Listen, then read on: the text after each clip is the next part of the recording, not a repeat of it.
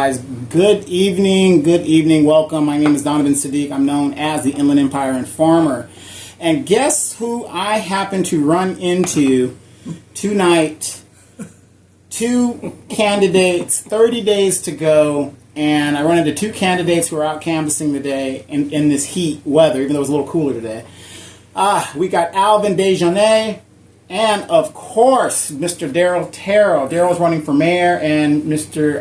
Dejanay is running for District 3, vacated and resigned by Dave Marquez. So, fellas, what's happening out there, Well, I started off because the Alvin is in the 3rd District. So, there's a lot of folks over there. I haven't been there to interact with the people in the 3rd District. So, I just called them up and say, hey, I'd like to come along with you and walk precincts over there and meet your constituent, your potential constituent. So, and he said it was good. So we went, started knocking on doors, and it's cool though. It felt good to talk to people. So knocking on doors. What are you guys finding out that? How are the demographics in District 3? It's diverse for sure. Right. We do have a large Hispanic population. And then I think we'll want to say that we're probably about another 17% African American, and then my district particularly, then you have another smaller percentage that makes up the rest. But yeah, we have a very nice mixture of folks out there. But I think it doesn't matter if they're mixed up as far as their demographics, they all want the same thing. Right. And what's that? They want to be safe. Public safety. They want to be safe. They sure do. So, yeah, okay, well, a lot of politicians, they get into it and they think, it's about making homes and things like that, jobs, and that's a part of being a public servant. Mm-hmm. But when you're a representative or a public servant in regards to representing the people, number one job of the President of the United States is the protection of the country. Mm-hmm. So protection, like you said, public safety, making sure everybody's safe, doing what they have to do. So in regards to Moreno Valley, I'm going to send this to Alvin. In regards to Moreno Valley, in the District 3 where you're at, what are some of the issues in regards to public safety that people are having over there? Because I can tell you, coming from my district, District 1, where the police department is located, most of the police department, when they go on patrol, it's on the east side. So, I wasn't quite aware of that. In general, it's mostly on the east side because it's newer homes. Right. I don't care if you're from the ghetto or LA or whatever, wherever, Oakland, wherever you want. You always want to move to the newer neighborhood, not the older neighborhood like where I'm at. It's very quiet over here. It's very quiet. So we always see the ghetto bird flying on the east side. We hear about the carjackings over there, the home invasions, and that's just human nature. They want to be in the newer neighborhood and tear that up. This neighborhood's pretty good. So, what are some of the issues in 3rd District? Well, I think you hit it right on the nail there, because they're newer homes. Yeah. When you're looking at the average house at $600,000 and then up, that spells money. And when you spell money, that also spells an attraction for people to come out and do nefarious things to get that money. Right. Go into homes, break into cars, and actually rob people. Face to face. Sure. And that's what some of the things that people in District 3 are running across. I mean, you got large homes out there. You still got houses out there, 1 or 2 houses on a single acre, and that's a bunch of money. Oh, yeah. Right. And so I think that one of the things that I have seen is that I just keep seeing the reoccurring theme of people just want to be safe. And I keep hearing a lot of things that are happening out there, and I'm really shocked because I live out here. well, is it because by the time you get home, you're on the freeway, it takes like 2 hours by the time you figure out what's going on. Mm-hmm. Because a lot of people are commuting. Right. So, and it's unfortunate, especially, you're commuting to the 3rd District, east side of the city, and, you're in traffic, you're coming from work. The average, I guess, people get home at about, let's say 6, and that's a good traffic day. Yeah. You're tired, you're whatever, and, unfortunately, sometimes things happen during the hours while people are commuting, back home from work. So, yeah. Well, that's what it spells Moreno Valley in a nutshell, because as I grew up here, way back in the early oh gosh, I'm old, but I'll go ahead and take it. Way back in the late '60s, early '70s, '80s, you know, we got that reputation of being the bedroom community. Right. You know, if you were going to go get a job, you had to go out somewhere to Riverside, San Bernardino, Los Angeles. A lot of the military people, McDonnell Douglas, Long Beach, Boeing, that's where they commuted to get a job. And guess what? We haven't really changed that much. Now, we did change because we do have more jobs, but those jobs aren't bringing in the income you need to buy a $600,000, $700,000, $800,000 home. It's just not happening. So people still have to go out that way. Right. And that's one of the things that we're starting to see in Moreno Valley, that yes, the houses are coming in. Yes, we're building apartments. Yes, we're doing all those things, but can the people live here, work here, and afford it? Afford it here. Right. Right. Well, Daryl, you're running for mayor overall, and are you hearing the same thing in regards to public safety in the city as a whole? Well, yeah, you know, working at Lowe's as I do, and Stater Brothers, you usually see the impact of crime right there in front of people, walk out stealing stuff. Oh yeah, and you know, I remember that generator. That guy walked out with the generator. Got in, tried to put it on our car and walked out the door. So you can see the impact of public safety when you see that next to the border you got Riverside right across the Day Street. So you see the influx, people stealing on one side, coming over here and stealing back and forth, and the way the laws have tied the sheriff's hand, the deputy's hands, and that's the impact of it. When you see things getting locked up, that's a result of a failure of state law. Oh yeah. And so, have you been to some of these stores where like everything's behind glass? Yeah, everything. Yeah. It's just like, whoa, what's going on here? I was shocked to go into Walmart and the underwear was locked up. Yeah. I mean, the socks. I'm like, wait, what? The socks are locked up? I mean, is it getting that bad out there? And what I don't understand is, as politicians that are, I don't know, is it because they make so much money and they live in their own little bubble? Why are they not seeing these things that are happening? I mean, you know, you go to Target, some things were locked up, you know, in Target as well. And I'm thinking, where are they shopping? Where are they doing where they just act like nothing's going on? And like you just said, Daryl, you see the impact of, you know, one city crime is going to the other one and this, but yet the politicians don't even mention it. Well, yeah, and also, too, you know, when you see here, politicians say crime has gone down by 4%, then you have to say to yourself, you know why? Because people are not reporting anymore. Because even at some stores, they tell you they don't call the cops anymore. They don't fill out any reports. And so ordinary people that lives in the neighborhood that something happened to, they don't even bother to call the police anymore. Well, yeah, I mean, because the way the law is set up. Well, the law, the response times. I mean, exactly. I mean, the police department's right down the street from me right now. Yeah. Unless. Even if I'm getting murdered, the response time is going to be very, very slow because they're on the east side of the city in a lot of cases. They're not going to, you know, you got to have so many police at the station, you know, whatever, you know, however they do that thing. So, again, unless there's gunplay, there's really no urgency to get there. You know? Well, you know, I work with police officers every single day, and my hat's off to them. But like I said before, when I have an officer that comes and I work with them, and I say, hey, we need to draw a file number. He's going to draw a file number. And I look at that file number. It's early in the morning time.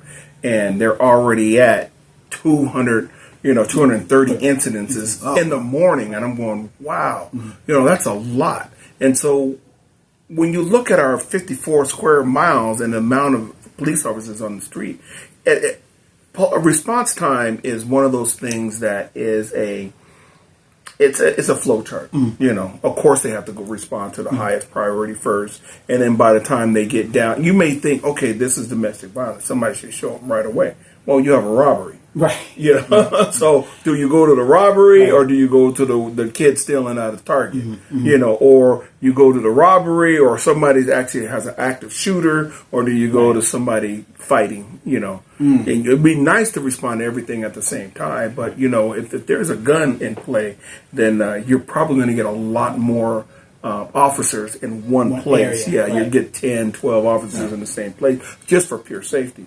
So I say that about with the officers because I don't want people to actually think that they're sitting behind the desk. And they're eating the donuts. They're not. No, that's not the case. They're out there. And man, I could see it in their faces. Another one, another one. And that just tells me they need help. Oh, absolutely. Yeah, they need help, and they need legislation that's going to help them instead of hinder them. Right. Well, but let me ask you this: like, as a layman, as a person, now you guys are running for office, politicians. They need help. Now, we were in the military. You have a manning document that tells you how many people you should have minimum before the unit is not effective or whatever the deal is. We have 210,000 people as citizens, and then we're not even talking about the ones that are transient or not accounted for. Our police department, let's just say, I'm going to be just taking a wild guess. Let's say there's 40 people at the station here. Okay. 40 people for 210,000 people. That doesn't work. No. You know what I mean? Because I know for a fact we ain't at 100. I know that for a fact. We don't have 100 sheriffs over there. Even though the sheriff's department in Riverside County, you could count that, but we don't have that at the station here. What do we do to get them the help?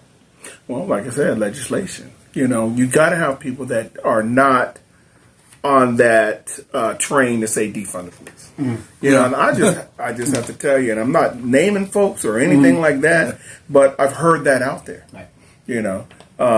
You got to have people that are on the city council, that are in the mayor's office, that are saying, I'm going to back up my police department. Because like I said, it's a flow chart. It's a hierarchical, like Maslow's hierarchy. Once you get that baseline that people are being safe, then a lot of other things are going to happen. Businesses are going to come in because they have a good, reasonable assurance that they're not going to get robbed. They're not, or better yet, they have a reasonable assurance that the police are going to show up on time. Right, but let's reverse this in regards to gentrification in LA. What were they doing in LA for 30, 40 years? They let the violence go, the response times. I mean, and I'm just throwing this out there. Right. Do you think the reason why we have the low manning of our police departments and stuff because they want a certain type of citizen here to work a certain type? You know what I mean? It's like Moreno Valley, and Daryl says it all the time, we deserve the best. We should have the best that we can get. But it seems to me it's almost like it's a purposeful intention. One of the fastest growing cities in California still, or in the Inland Empire, whatever you want to call us. And we don't have the police response time. We're getting a certain element of people that come from a different element that are here. And yet we have a mayor that has been on record that was against the police department, and he's the current mayor now. So, Daryl, what do you think? Is this something that's intentional that they're doing in regards to keeping us in a, you know what I mean? It's almost like a state. Remember they used to have the red alerts during after 9/11, red alert, and then they go to green, then yellow, and then it heightens your alert and it lowers your alert, whatever it is. Do you think this is something that's intentional that they're doing to keep the citizens kind of on edge? And I would hope not. Yeah, I would hope not. But to go back what you're saying about what Alvin was saying, say for me being mayor, and if he needed a storefront or a satellite office, like we talked about this before, every area, every district should have some type of either a storefront or a station. Because I think about all the commerce, we have all the shopping centers building all on the east side, but we don't. But you have a fire station. But you don't have a police station that you should have. Right. And if he asks for one, then we should work together to see his citizens have the reduced response times by having some form of storefront or a substation out there. Kind of like in Japan. Like you were saying, because like you had this thing about... It have to be like a bunch of, like 2 or 3 officers that are in that substation. Because it deters these criminals, but also... The shopping center owners would love it because that means they could feel safe and the people could go in and shop and not fear that they're going to get carjacked or... And that's less security that they got to pay for.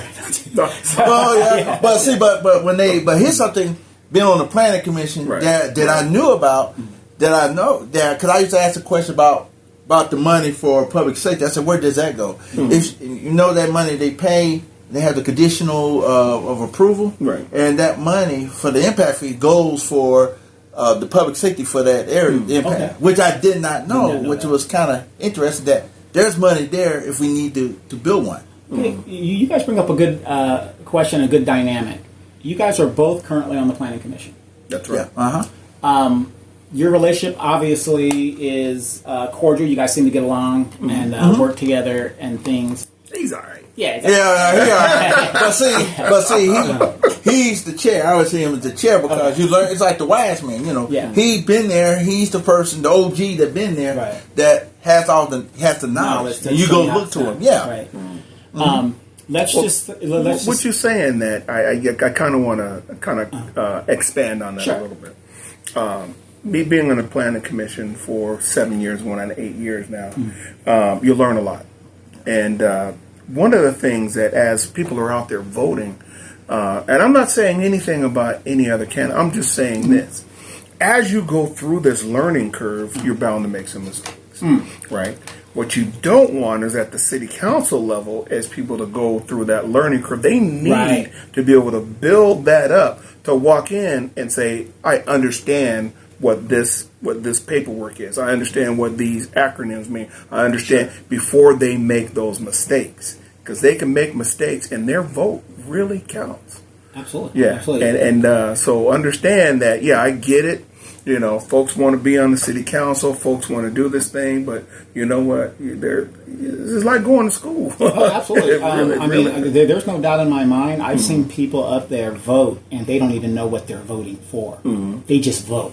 Because it sounds great, or somebody told them, "Oh, vote this way," and that isn't the issue at all. And they don't do their research; they don't do any studying. They just think, some of them are really. And I'm not pointing. I'm talking about former, former councilmen. Let's say like LaDonna Jimson. Okay, LaDonna Jimson has a Napoleon complex, and she's just voting like, "I know better than you," and that was her attitude. Hey, I'm just gonna oh no, I know what's going on, and then when everything is approved and it's done. Then guess who suffers? Right, the people. The people. That's right. And that was one of the things I'd like to think that I was instrumental with as the chair. They would send us to the planning commissions out in Sacramento. But I also said, wait a second, we have council here. We have a city department here. Why aren't we running our own trainings?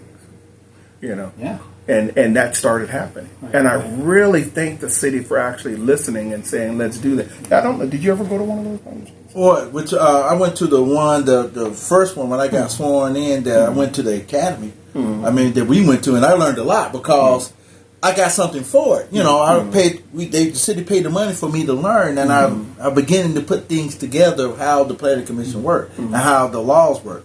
But thank God I got a chance to go do it. I didn't go for a boondoggle, so I went there because I wanted to learn. Right. So let me guys ask you this with that dynamic, because I think it's very interesting. He's the teacher, you're the student coming into the planning commission to touch a lot of things. Now you're going to be the mayor, and you're going to be a council member, equal in all, except that he represents the city as a whole. How would that dynamic work in regards to now the remember Darth Vader? And I was the teacher. I was the student. Now I'm the teacher. You can take the pebble from my hand. Well, how that work? It's the same thing. Would you guys be able to work together in the aspect of switching? Well, it's the same thing for all council members who you on there. You're supposed to work together. You're going to have your differences, but the thing is, for me, I ask a lot of questions because I want to know. And like I said, he's been there. He has the wisdom to be able to ask Alvin, say, how does this work? And he explained, he gave us a little paper to explain, what was it, to explain what you can? Find the findings, how you can and not actually deny a project. Right. And a lot of people think that you could deny a project just because you don't like it. That doesn't work like that. Yeah. And I explained to folks, let me take you back a little bit. Back in the day, there used to be not predatory loans, but you and I, back in the 60s, we couldn't live in certain areas. Yeah, redlining. That's right. And what they did is they said, okay, fine. We're going to create laws that say, if you follow this, then you should be able to buy this home here or this property here or this business. Well, those same kind of laws also take the same effect as here in the city. If you follow these you know, right, these guidelines, then yes, you can build this marijuana shop here. If you follow these guidelines and you cross all your I's and dot all your T's, yes, you can put a warehouse there. Just because I don't like it doesn't mean I can say no to it. The city has a ton of lawsuits that go on that say that, and some are saying, it impacts the city environmentally, stuff like that. And I get that, that's justified. But they also get it because you don't reference why you're saying no to a project, and you have to be able to have findings. And that was one of the things I'd given to all the planning commissions. Look at these. You know, that's fine. You could deny it. Reach into that project. Reach into that. You know what you read, and connect this to something that you could say that's why you're denying the project. Well, it's kind of like it's kind of like when you're doing a book report in school. You have to cite your reference. Cite your reference. Right. You know, rather than saying I just don't like it. Yeah, exactly. Wow.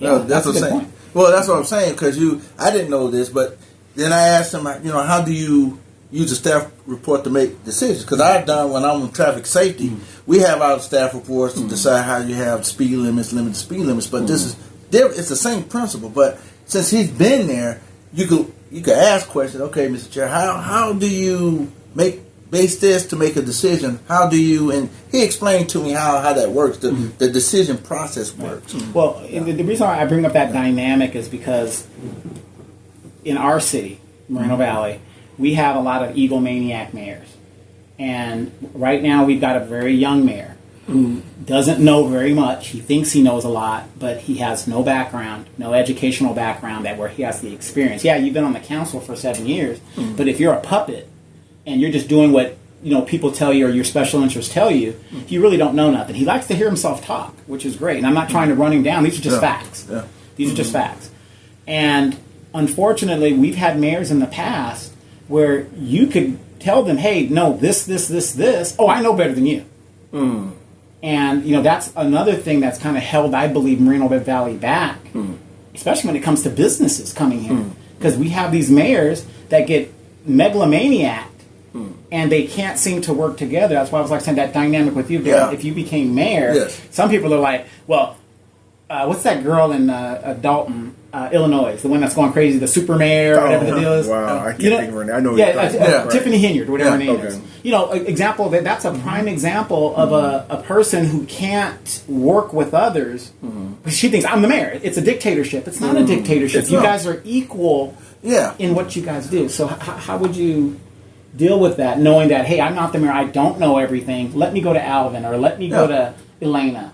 Well, that's what you're supposed to do. I mean, because I don't know everything, because people think you're the mayor, you're the super person. No, I'm just like everybody else. But you have staff you pay a lot of money for to ask questions. Just like on a planning commission, I ask questions. The same what I would do on a planning commission, I would do as mayor, to talk to people who have different points of view of things and get a better understanding to make a good decision. That's what leaders are supposed to. You're supposed to listen to all points of view. Right. Well, I say this, and this is a charge to you too. Yeah. Okay. So I'm not trying to put you on the spot, but I'm saying this.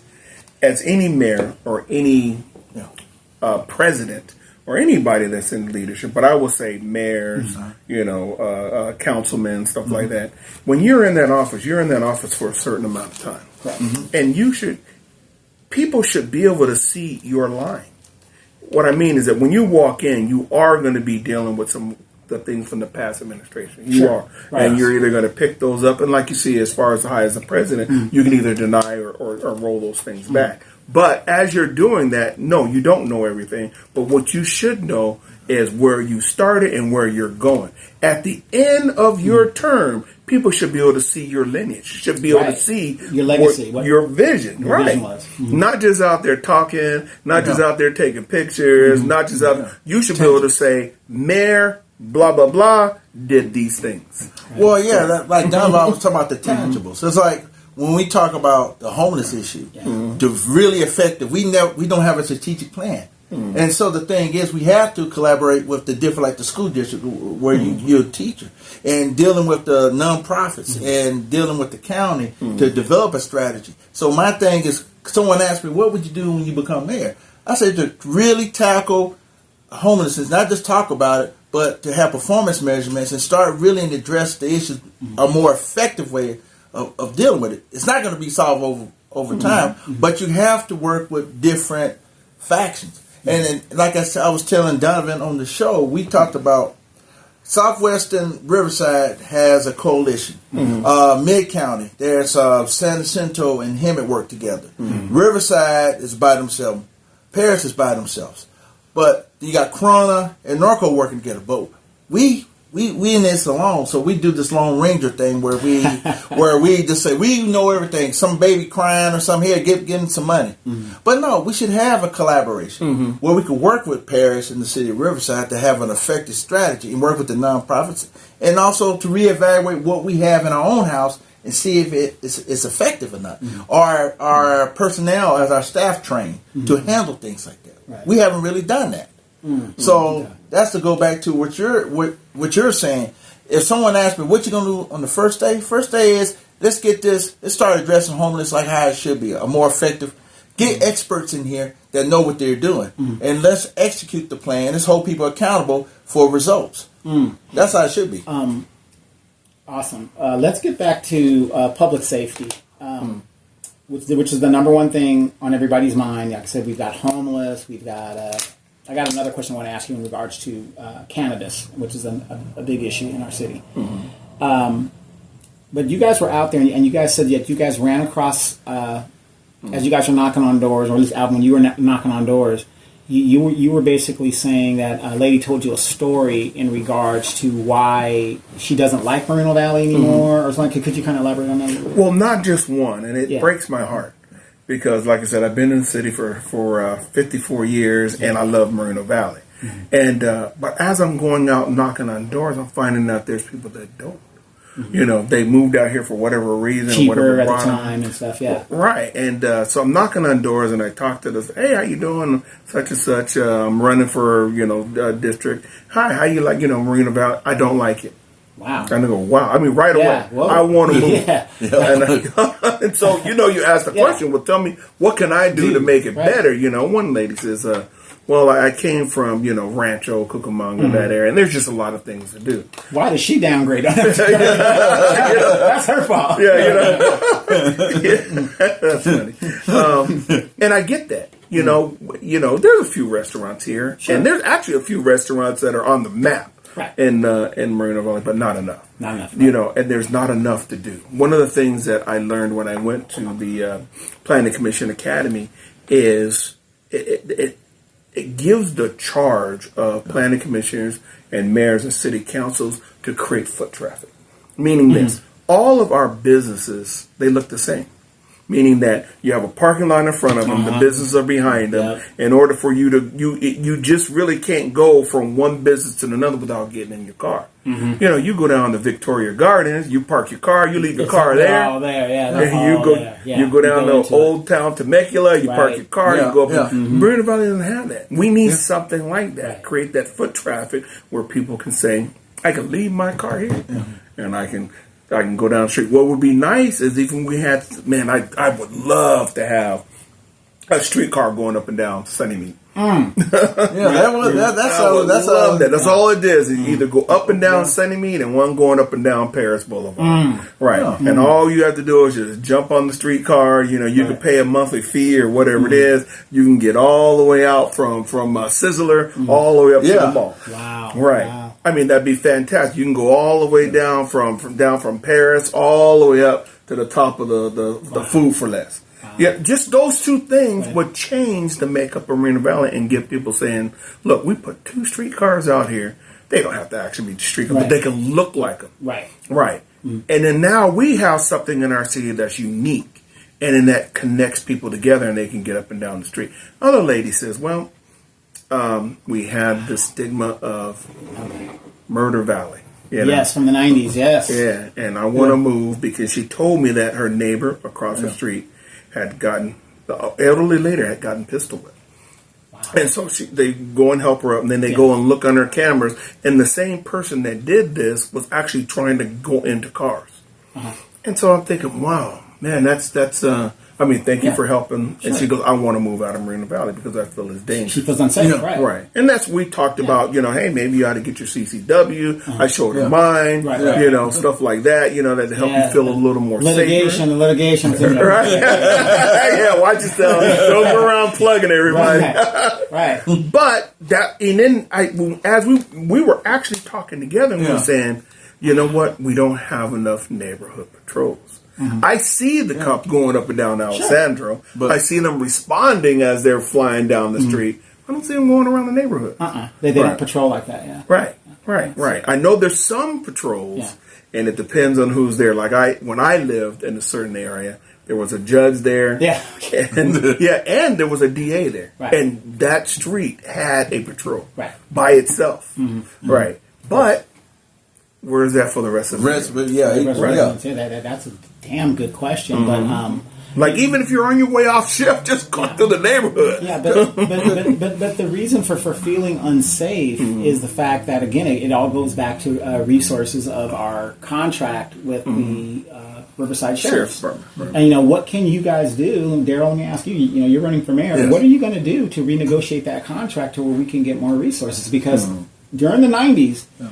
Murder Valley, which is what Moreno Valley was called, because a lot of gentrification happened out of L.A. So a lot of, and a lot of people keep forgetting this. Yeah. The people that were causing all the trouble weren't originally from this area. They're bringing what they know into an environment that, I was raised when in Rome, do as the Romans, but some people don't follow that. As you see in my cul-de-sac, I'm the block captain here. Because I've been here the longest, right? Okay. Well, so everybody kind of, follows my lead and say, Donovan's been here a while, so he knows what's going on. So with that contract, in the 90s, we had a pop unit, especially here on back in the west side was bad. Edgemont was like a bad area, and that pop unit cleaned this whole thing out. It's been quiet for a very, very long time here. So, Daryl, as mayor, what are you going to do to make Moreno Valley safe, not only in District 3, District 2, District 4? Well, we got to start holding people accountable. That's accountability starts a person who parks in a disabled parking space. People say, well, why that? Well, because if there's no consequences, people are going to continue to do it. If there's lawlessness, people will continue, like you were saying before, people that's parking on a curve should be getting ticketed. These trucks that's parking illegally in residential neighborhoods need to be ticketed. But you have to show the people that you're going to hold people accountable no matter what they do, that they will be held accountable. That's how when you start putting that image out there that you're doing something, people will start realizing that we ain't taking no BS no more. We're going to hold people accountable. So that's your question is to get the officers we need, no matter what prioritize public safety and get the officers we need, like you were saying, for neighborhood patrols. Also, citizen patrol. We used to have that a long time ago. Yeah, I think we still do, but we need to reimagine a citizen patrol. Get people out there and put them in trucks and cars and have them patrol to help out to be a partnership with the police officers. But again, we need to get more boots on the ground, and that means the number one priority is give us how much we need for our population and put them out there. And again, we have to have more zones. We got 4 zones, but we 210,000 people. We need more than 4 policing zones. We need at least 5 or 6. Right. Alvin, when we did the podcast last week, I was reading some of the comments from the podcast, and I shared it on a whole bunch of different pages, so I can't remember which specific page it was. And we were talking about, let's say, code enforcement or something like that, where we need more resources and things. And the first thing when we talk about accountability is people say, well, that's a tax on the citizen if you do this, if you do that. What do you say? And I'm not trying to be stigmatized. We are a large Hispanic population, and I always hear, especially out of my friends that are Hispanic. Oh, that's not fair. It's not I can't afford that. It's I get what they're saying, but the thing is, the law is the law, or the code is the code. Right. So, what would you say to a citizen that says, "Well, that's a tax on the people, and it ain't right"? But then at the same time, you're complaining that there's not enough resources being used for public safety. So, how would you address something? I don't believe it's a tax. It's just like you said. It's very simple. If you don't break the law, you don't get taxed. It's very simple. Yeah. Right. You know what? If you have the slightest inkling that is not the right thing to do, don't do it. Right. You know, if you see that that's a mark designated for handicap, don't park there. Yeah, but you know, and we know that's common sense, and it does make common sense. But as a teacher, and I'm just speaking for myself, we are dealing with generations that have been raised, that are young adults that have been raised with no accountability. Right. They believe they don't have to do this. No, nobody's parking there. What's the big deal? Right. Nobody's doing this. What's the big deal? There's no. What's the saying in law? There's no victim. Right. Victimless crime. Yeah, it's a victimless crime. So why are you taxing me? I mean, what do you say to people who actually are raised with that type of mentality? I say that, and this is what I talk. I actually had this conversation with the chief of police after our last, and that's why I was standing out there talking with them for so long.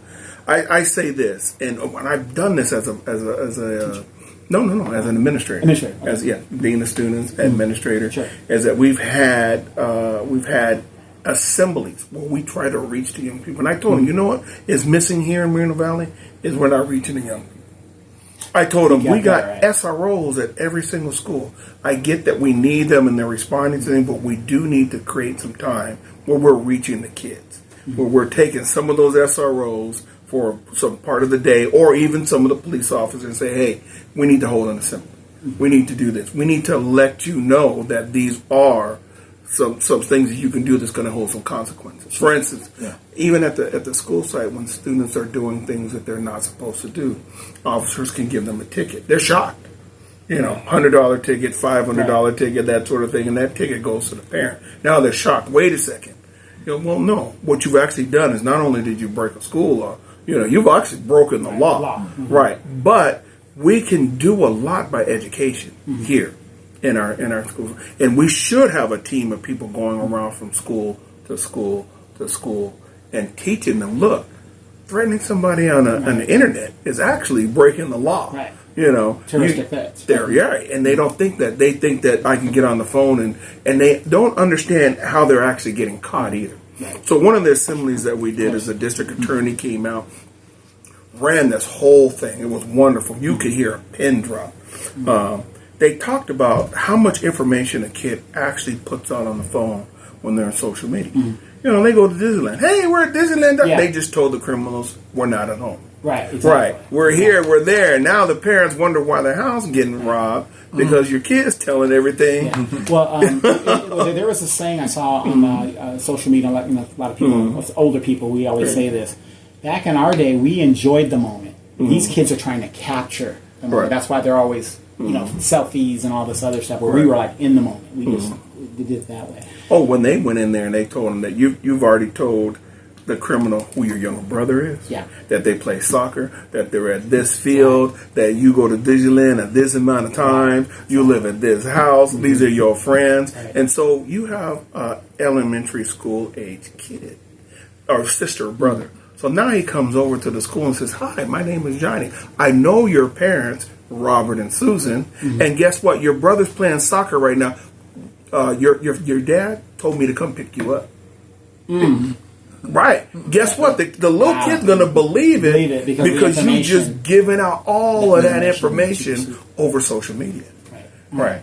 Wow, that's something. Wow, that's deep. That's pretty deep. You remember, I was sitting there thinking about that. We were talking about accountability, about code enforcement. There was an ADU that somebody put up illegally and it blew up. You saw it on the news? Yeah, that's why I was thinking about it, because I'm like, if they had done it by the book, the house would have blown up. But it blew up because of faulty wiring. So to go back to close out on that, I just think that we do have to, like the pop team, we used to have a graffiti team as well.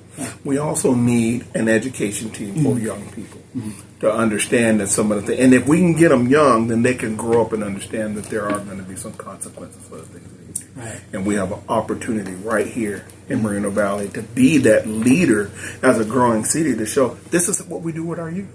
This is how we educate them. This is how we let them know what's going on. Right. I don't want you to hate me because I'm a police officer. Right. I want you to understand that I'm a person first, and I put this uniform on to do a job to serve and protect you. Right. So, let me ask you guys this in regards to, like you were talking about, all these other cities that are smaller than us. Mm-hmm. Ontario, Victoria Gardens, they've got this, they've got that. Riverside's older, over 100 years old, so that's a little different dynamic. But, Marietta is growing, and they're getting stuff that we should be having. Mm-hmm. Daryl, you as mayor, and Alvin, you in District 3, especially District 3, because, we're over here in District 1, and there's a lot of businesses here. Mm-hmm. Half of the street is Riverside, and, of course, the other half is Moreno Valley. I'm not going to drive all the way to District 3 just to go to Walmart over there. It's just not going to happen. So I get that. And then some of the jobs that we're attracting to Moreno Valley, and no shame to any job is good to have or whatever. No shame to it. But the point is, it's almost like the warehouses that you said, Daryl. We attract what our education level is. Yes. And so on District 3, we have a Kohl's over there. We have a Super Target, which is fine. You just opened a gym, and they've got the outdoor sportsman things, But like you said, you got restaurants and you got car dealerships out there. Mm-hmm. Everybody knows what we want. Mm-hmm. We do not need another Mexican restaurant in Moreno Valley. We don't need it, because I get tired of seeing those restaurants come and fail, and they get approved and they fail, because there's so many. We're saturated with Mexican restaurants. We got a high population, but we know what people want, but yet these businesses aren't coming here and opening. And District 3 is the new frontier. That's where we can go. What can you do to bring businesses and diversify our portfolio? Wow, that's an interesting question, because I think that what people don't understand is that it first all starts off with our zoning map. So when you look at our zoning map, it says that this type of business goes here, this type of business goes here. So if you got something that's zoned for commercial, you're not putting houses there. Right. So once we look at that zoning map, and that's where the general plan comes in, is we have to plan for the future and say, what do we want Moreno Valley to look like? Right. We don't want all warehouses out there. Right. We don't want all stuff like that. Yes, there are going to be some things that go on, but we got to mix that up. Mm-hmm. So that way you can, like for instance, I like having the setbacks where if you're on Alessandro Boulevard, and I really like the way they did that, you can notice the warehouses are set back. Yeah. Right. That gives you room in order to put businesses up in there. The front. And people will start to look at that and say, wait a second, I thought this was a city full of warehouses. You're not going to see them. Mm-hmm. Because now you're going to have restaurants in front of those, stuff like that. That's something that you're going to the plan. Right. And so as we're putting businesses and commercial properties out, we also got a plan for what are the people going to do? We need to have places to eat. We have to have places to play. We have the places for, entertainment, stuff like that. And the first place you got to look at is where that zoning goes from. Once that gets changed and somebody has a vision, Gotcha. Yeah. And then we have that vision. Now we can map it out, because nothing happens without a plan. Right. Absolutely. Right. And so that's where it starts, right there. So we got to get in there. We got to look at that zoning. We got to say, let's have something for the people to do. Yes, let's go ahead and put the things down there, because somebody's got to pay the bills. Right. And that's what a lot of people don't understand. You can put as many houses you want to, but when you look at the per capita of a house for the taxes that come in, right, does it pay fixing the street? It doesn't. It doesn't. Right. And unfortunately, it's just one of those things. With this large of a city, you have to have logistics as well. Right. You have to, because you got to pay for those bills. Right. So you got to be able to mix that up so it looks attractive. So once you start a little bit, it starts to build from there. So, Daryl, same question to you as mayor. What type of, you've been here just as long as all of us that have been sitting here. When people want to do something in Moreno Valley, 9 times out of 10, they're heading out of town. So, as mayor, what is your vision to what Moreno Valley should have here? Well, I always thought what's going to attract people to our city, like if you want the millennials, the young people, is to have like the parks. like think about with the league, what is it called, Big League Dreams. Big League Dreams, yeah. We don't have that, but every other Harupa has one, Paris has one, but we don't. And a lot of people that I talk to tell me they play baseball. Little League says we got to do travel ball. We got to go somewhere else because we don't have the facilities to hold it. And so a lot of people continue to leave town to go other places because we are lacking it. So if we want to attract families and to bring the things that we want here, then we need to start focusing on to work on the unutilized parts and things. Like I said, like at Morrison would be ideal to have Big League Dreams. I mean, we could do a lot more like they have. Where was it in Fontana? They got a sports complex, but that's the key, because if I'm a parent and I have a kid,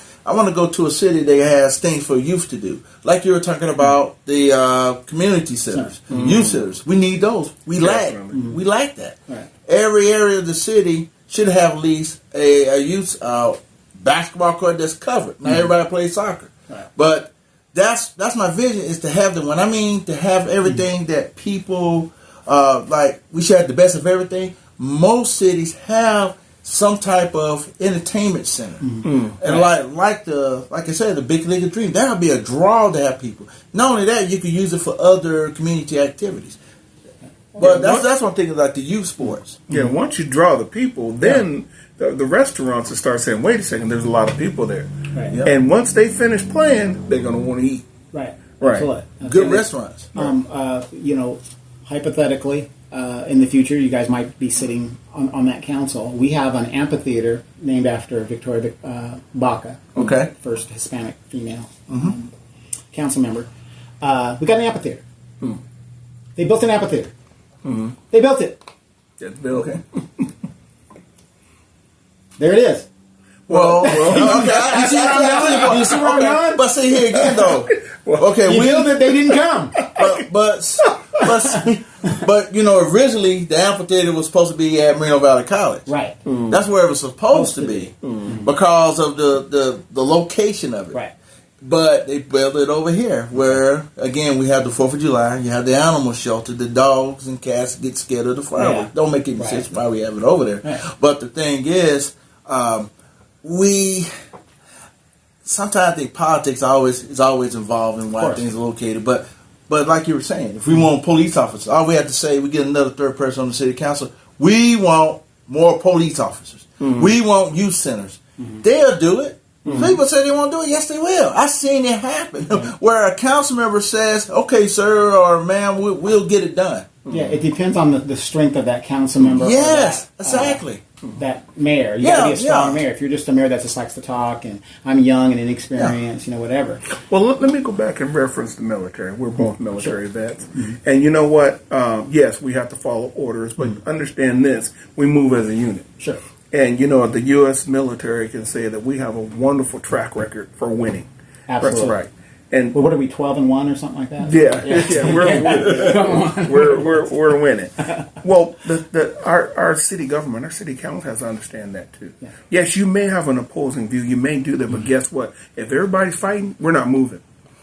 We are not moving, and guess what? That's not effective. It's not gonna, it's not gonna go anywhere, and all the while you're poked out and you're saying this and you're saying that and you're fighting against each other and stuff like that, the people suffer. Yeah. Well, that's the thing about being mayor. My thing is looking at everybody. We on the same team. Sure. The team is we trying to get the best of everything. If our goal is we love our city, we wouldn't be here. Like, even though that lady said she want to get out of here, she still loved Moreno Valley. She wouldn't be here. But our thing is to change the perception where you have public safety equals prosperity, economic prosperity. Okay. But at the same time, all our council members, even though we have different opinions, but we could do the best. But like you were saying, Alvin, working together to bring the things that you need in your district, or Council Member Baca Santa Cruz in her district, or Celinda, Council Member Celinda.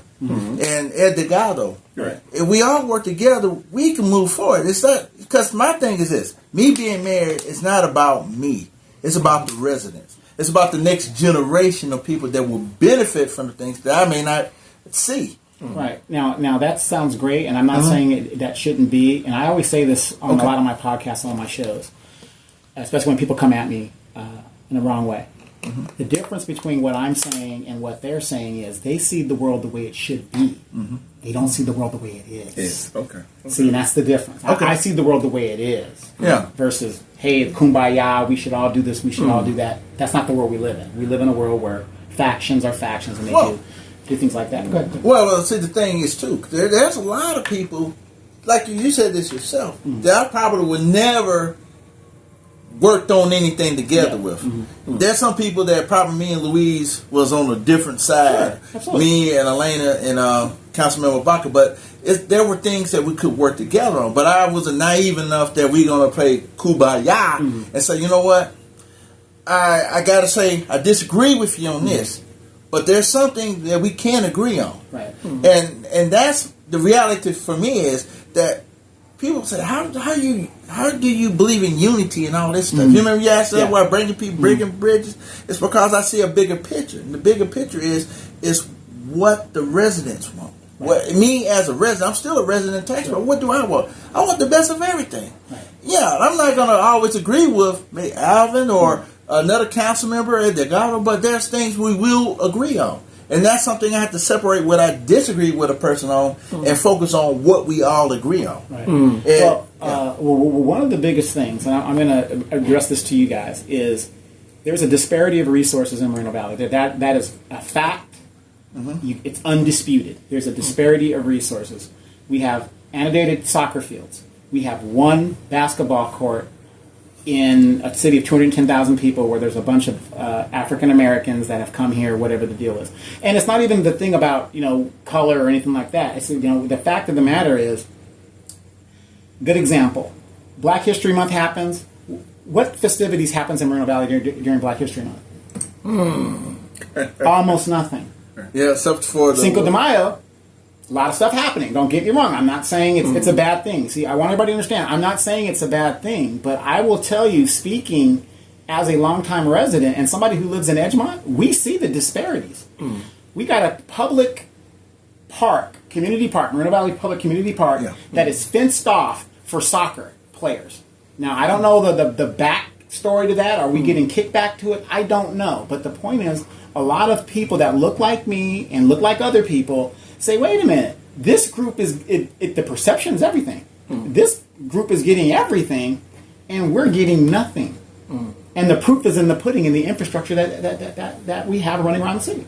So what do you guys think? Well, my thing has always been is this. You remember when I first ran for office, even I ran in my first time was 1996, but when we started, I was 2020. Right. And my first thing was about the bathrooms. We always said fair share of resources. Right. And my thing, no matter if it's basketball, every area of the city should have their fair share of resources. But Edgemont itself, taxpayer money has to go to other parts of the city, in which you guys have lacked everything that other parts don't have. But the thing is, being mayor for me or a council member like Alvin, is that we can work together to change the reality of the situation. Say, you know what, this ain't right. You don't have a mayor that goes up there and say, you know what's happening in Edgemont is wrong. We got to make it right. Right. But we also have a mayor that caters to his demographic. He's giving out money to this, money to that. You remember the former mayor? He had that program where it was like nothing but Hispanic kids participated. I mean, there was I don't remember any black kids participating in the program, and he gave like a stipend to them or something like. I forgot what the program was. But this has been going on for a very long time in Moreno Valley, and now we're seeing an influx of African Americans coming out of Los Angeles into Moreno Valley, and they're saying the same thing. Where is the why do I have to go way over here for the basketball? And then when you go try to use the rec center, hours are this or that. There's only one gym, so they can't use the basketball court the way they want to use it, or you know what I mean. It's obvious. What can we do to bring fairness to how the resource? Because not everybody plays soccer. I'm sorry, not everybody. I just bring what I would do. Hey, Leonard, we need a basketball court. There's been one in every district, not outdoors, but a cover, or like you were saying, a cover. You can do cover. But that's my thing though. But you got to have a leader that says this is wrong. Okay, if it's wrong, what can we do? You know, park director fella or who it is right now, we need basketball courts covered, not just a rinky-dinky basketball court that people could burn up when it's 110 degrees. Which we already have. But we need that. Every area needs their fair share of resources, and I'm a passionate about that. Delgado has a. Did you see that little swing thing or that little slide thing in his district in that park up there? Well, that's what I'm saying though. But you have to have some. They have a little. They can just slide and it goes all the way down. It's almost like a gondolier. No, I'm not saying that. It's like that, just like you said. Okay, I'm mayor. Okay, why can't we have it over here in Edgemont? Why can't we have it in his Alva's district? You got to have someone to speak out and say this is wrong, and not be quiet and say, "Oh, don't say it. No." Like at planning commission. Oh, don't say that. Why not? Why can I not talk about public safety? About having a substation? Right. Oh, you can't do that. It costs me. I said it doesn't matter, but. What you're saying is you have to have people that's speaking up. Yeah, definitely. You have to say, no, this is wrong. These guys, why we can't have an indoor basketball court? Why we can't have football fields? Why can't Alvin not have a police station on his side of town? But you got to have people that's going to be vocal, up, right? Because I could think of 3 basketball courts in Marina Valley. One right here on Frederick, right by the golf course. And if you go down, is it not Alessandro? Over there by LaSalle. Right, there's one there, and then you go a little further down, there's a little small one on the left-hand side. And I think that's it. They want you to burn up outside, too. And people see these disparities, and yet, and no shade to you guys or anything, we see, let's say, Bill Beatty back in the day. You see a brother up there, and you think, oh, yeah, he's going to represent us. We get nothing. You see a Corey Jackson. Oh, we're going to get reparations. He fights against it. So speaking, as a black person, I'm speaking for myself. I'm speaking for myself. I'm not speaking for them. I'm speaking for myself. With what's going on with our representation, how do we have faith that you guys are going to do that? Again, because I grew up in DeKalb County, Georgia. We have recreation centers. You've been to Atlanta, so I mean, when you come from an environment that you've seen this stuff, you have to experience what it was like, and that's where it's coming from. When you have experience, like some people don't have experience going to a day camp or going to a YMCA, boys club. But you know how it was important in your life. So when you see things like in another area, say, why are you lacking this? Why we don't have that? Oh, because no, we should have. You got a lot of these kids, as you said, Alvin. Are latchkey kids. Yeah, well, that's how most of us started. So still have that. Yeah. So and it's gotten worse. Yeah. Right. Well, so that's the thing about it, though. Yeah. But you have to experience it. You have to go through it to really, like you're saying, when you did the video about me at Staters, the reflection of the reality for me. Yeah, I experienced it. So me coming from being a mayor of the city would say, hey, wait a minute. When I was a kid, we had a rec center. We had a indoor basketball court. But I find it really bad that this city doesn't have those type of resources, even the ones that they're lacking. Let me back you up just a minute. Yeah. I went to Marina Valley High School. And from Marina Valley High School. I know Marina Valley High School. Hey, wait a second. That kind of show. But my childhood, like I said, was great. But let me tell you what we do. Now, where you at, this is where I grew up at. Exactly. I'm still here. We would walk from Marina Valley High School, because I was that latchkey kid. My mom worked alone by herself. She didn't get off until 5 or 6 o'clock, but we were out at 3. Yeah. We walked from Marina Valley High School right there where the golf course was, and that was a community center. We played foosball, we played pool, we did everything there, but that was great. It was fantastic. But that works for Marina Valley. That needs to be revitalized. But the problem is, where is that for Canyon Springs High School? Where is that for Valley View High School? Exactly. When they walk, they got to walk home. There's no place for them to go. Right. Exactly. If they can go over to Target. They can go to Walmart. They might do something like that. But there's nothing for the youth to do. And I'm sure there's a lot of parents that would really, really appreciate that their kid can get out of school, maybe even go to this place where there's other kids there. There's people there. They can even get some help with their homework or do some. Maybe play some ball or do something like that, and they could burn a little bit of that time before they have to go home by themselves before their parents get home. Because when we were growing up, I practically lived at the boys. Oh club. Man, my mom had to pull me out of there because they had so many activities, basketball leagues, arts and crafts, education center.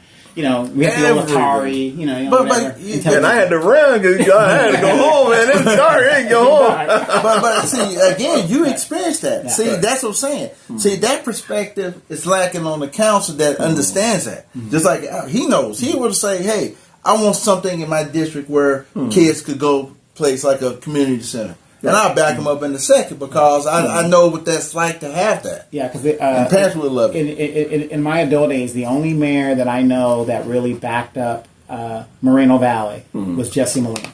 And remember that meeting we were at? Yeah. And everybody wanted a piece of like $500,000. It wasn't a lot of money, but still, it was something.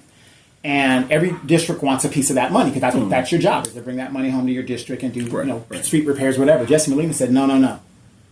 We need to give all of this to Edgemont because we've been neglected so long. Because every time the resources go out, Edgemont isn't even considered. It's like, well, Edgemont could wait. Edgemont could wait. It's an older neighborhood. It could wait. It could wait, right? So now where we're at with you guys, okay, now we're having new leadership coming in. You guys, you guys are older leadership, but you're still new leadership coming into the council.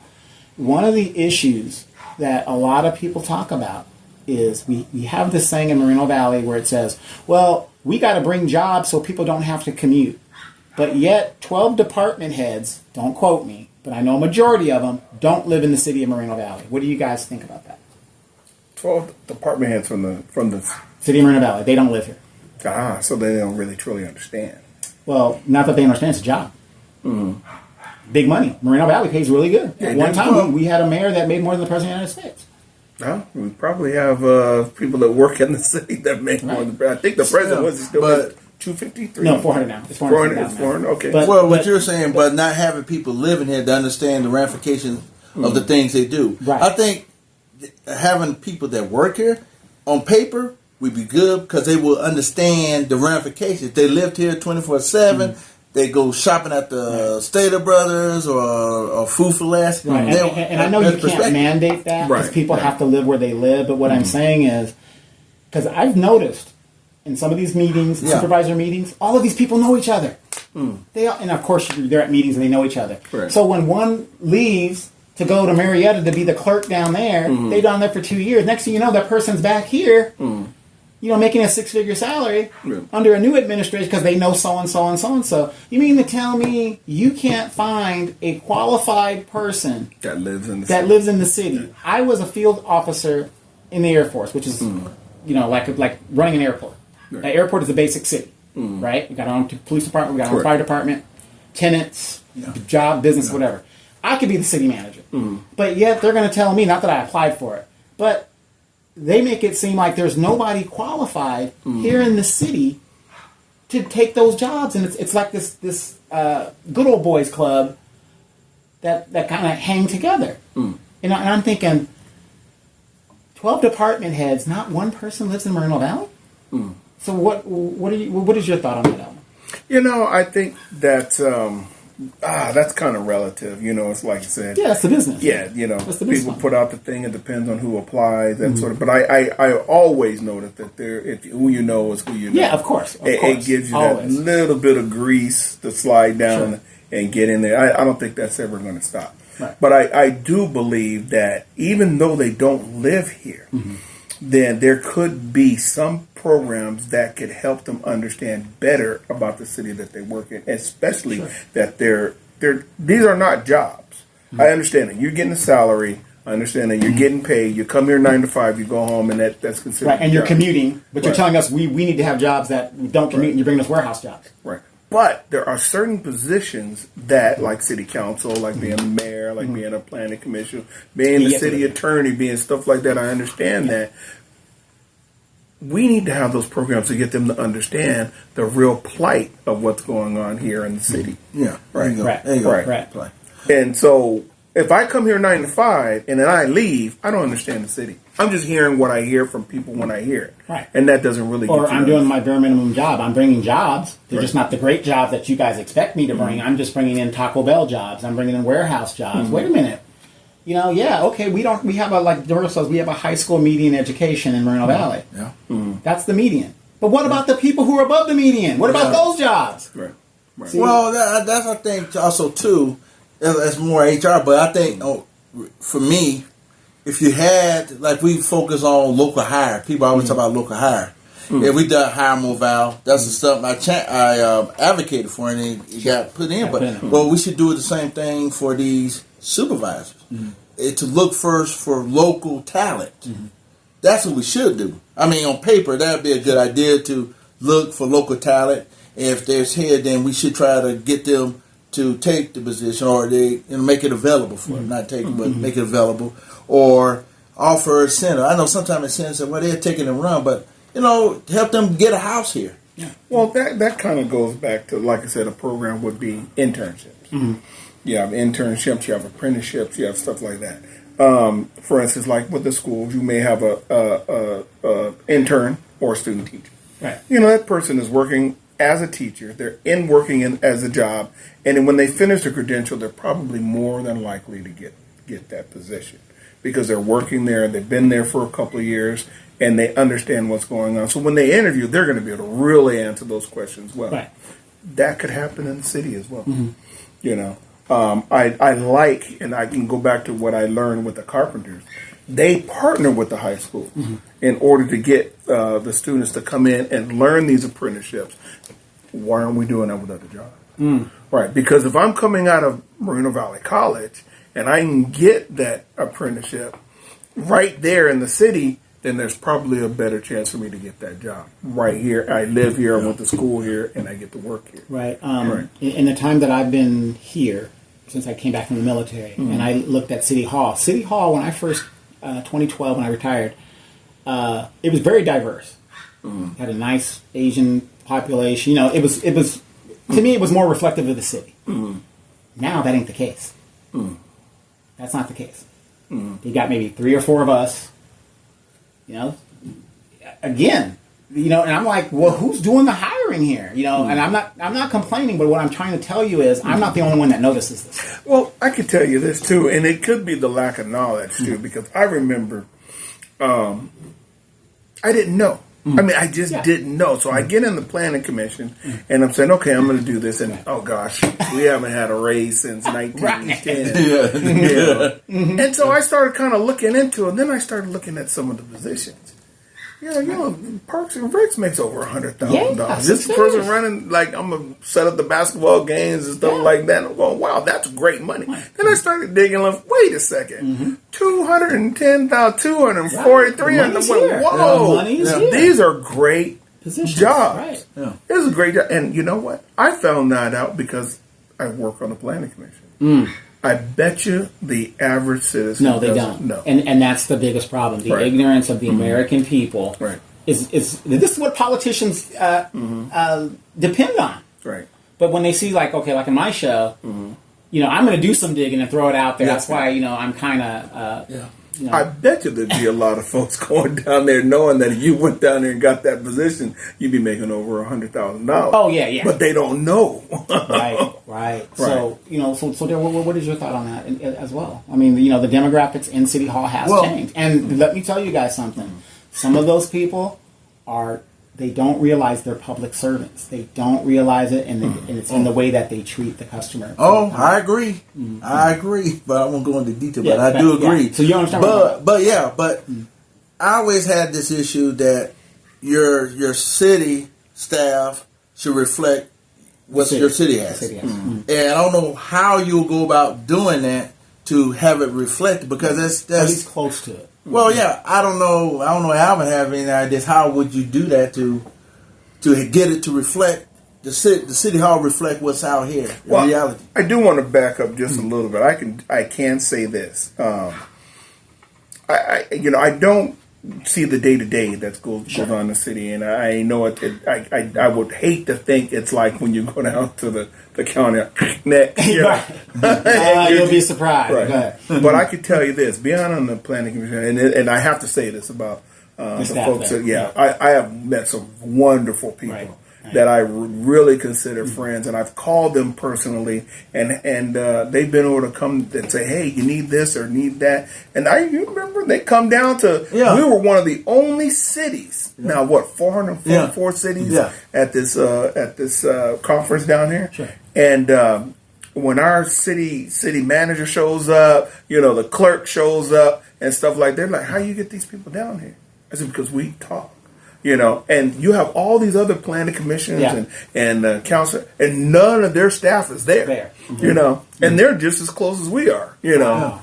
And so I have to give them that because I've met some wonderful people. That's some good people. I've met some wonderful people. I didn't want everybody to think that. They're all no, they're not all terrible. Like I said again, just a lot of people don't interact with them like I would or you would. Okay, I can name some names because they've been fantastic. Well, there's some good people, but just like you said, there are some that are just they don't realize public servants is your public servant. They don't. They, as the saying goes, they work for us. I don't work for them. Right. Exactly. That's something I think it gets mixed up because city staff sometimes think I work for. I said I don't work for you. Right. No, you work for the taxpayer. You work for that person at Bad Groceries where I work at, or someone work at Taco Bell, or someone who's cleaning the custodian at your school. Mm-hmm. That's who they work for. But sometimes they forget that that's the thing I think to miss on their part that. They figure we residents work for them. No. Yeah. No. And that's never. And that's a big problem when it comes to politicians. Yeah. They get elected and then they get up there and I'm just going to speak for myself as far as Corey Jackson. I've called him, tried to get a meeting. Mm-hmm. I've tried to do this. Now this man works for me. Mm-hmm. I can't even get a meeting to tell me what happened in that reparations bill. Nothing. Nada. Mm-hmm. And see, that's the problem with the politicians. They think that we're children. And I don't have to address you, whatever. And I don't think that's going to happen with you guys. But no, I don't think so. And they have to realize this: it's not a 9 to 5. Right. And the first thing that, especially a leader, you have to think this is not a job, and you have to flip that. You have to flip it. Mm-hmm. You can't think that I'm the boss, I'm the top, and I'm this. You got to think more. I'm the servant. Right. If I come in at leadership as a servant mentality, then I'm going to do better for the people. Absolutely. I'm telling you, you're the city clerk and you're the mayor, you're the city council, you're stuff like that. This is not a job. You are the servant of the people. Well, and when the people ask you, you got it's just like if you were in the house and you was the boss and you asked the maid, hey, could you go over here and do this? Mm-hmm. Then guess what? She better go over there and do that, or you lose a job. Mm-hmm. Well, they kind of got that backwards. Right. So if a citizen comes to me and says, hey, I need help, guess what? I got to serve you. Right. I got to serve you and say, let me look into that. Let me see what I can do. Let me at least do some research and then get back to you. Right. Don't just drop it. Right, like when we was out, we take notes. Mm. Well, because you remember I'll tell you the story when we passed that In-N-Out and that Chick-fil-A. I always tell that story when I'm at bagging groceries. Hey, guy, you that guy on the council? I said, no, I'm on the planning commission. Hey, you gonna get my granddaddy killed? I'm like, how am I gonna get your granddaddy killed? I said, well, I'm trying to work, sir. Let me get your number or something. But you interact because they still see me as a planning commissioner or whatever. Because I never take that hat off. No matter what decisions we make, we gonna hear it in the supermarket because they'll point it out to you in a second. He said, "Hey, why you? Everybody else was against it. Why you wasn't against it?" I said, "Well, I look at the facts. I don't look at what's popular. I look at the facts. I listen to what your guys' point of view are, and I ask questions, and I come to a clue. But I don't see there's 10 people in here, so I better be. If they for it, I'm gonna have to be for it. No, it doesn't work that way. Right. See, me and Mr. Donovan here, Mr. Saadiq, we were in the military, and we have a chain of command. When the commander says do it, you got to go. And I'm saying it's this. Legal. Right, if it's legal, you can't go there. Right. If it's legal, you don't want to end up in the news. But what I'm saying is this: that is the wrong type of position. for you to take as a mayor. As a mayor. What I say goes. Right. That's Exactly. not how that works. And I want to make sure you. Yeah. Say it again. Yeah, you got to say this. The dictator type. Right. Attitude. That's not how it goes. No. We're not. This isn't the military. This isn't a dictatorship. It doesn't say I'm the top guy and I know everything that's supposed to go on. No. You know what? You got to look at it and flip that hat around and say that thank you for your concerns and I'm going to get back. I'm going to serve you.